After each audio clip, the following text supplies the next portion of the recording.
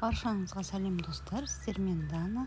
Мен бүгін сіздермен бір жасағаннан ақ керемет болып шығатын кекстің рецебімен бөлісетін боламын. Сіздер де видеоны толық соңына дейін қарап, менімен бірге болыңыздар.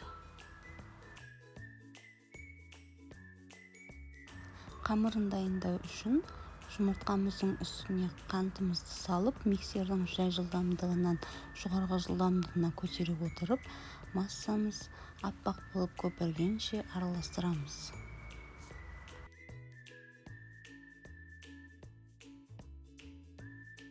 Енді осы массамыздың үстінен сұйық майымызды құйып, бір араластырып жіберіп, оның үстінен електен өткізілген ұнымыз бен қопсытқышымызды салып, тағы да миксермен араластырып аламыз.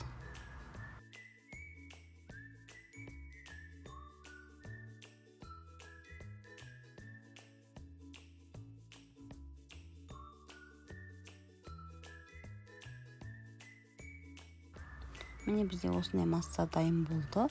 Енді формамызды дайындап аламыз. Менде осындай форма. Мен бұл форманы сары майды ерітпей осылай майлап аламын. Себебі кексіміз піскен кезде жабыспай оңай жылдам түсетін болады. Енді формамызға жаңағы массамызды салып, қызып тұрған 180 градус пеште 25-30 минут кексіміз қызарғанша пісіріп аламыз. Кекстарыңыз қызарып көтерілгенше пешті ашпағандарыңыз жөн, себебі біздің кексіміз дұрыс көтерілмей қалуы мүмкін.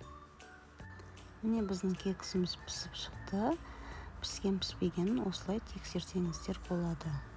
Кексімізді формадан босаттық. Өте әдемі болып шықты. Енді осы сәл суығаннан кейін үстінен осылай қант ұнтағын сепсеңіздер де болады. Сіздерге де тура осы рецеппен дайындауға кеңес беремін. Себебі қолжетімді әрі бір жасағаннан ақ оңай әрі жылдам дайындалатын шайға керемет таптырмас кекс. Видеом ұнаса лайк басып тіркеліп комментарий жазуды ұмытпаңыздар.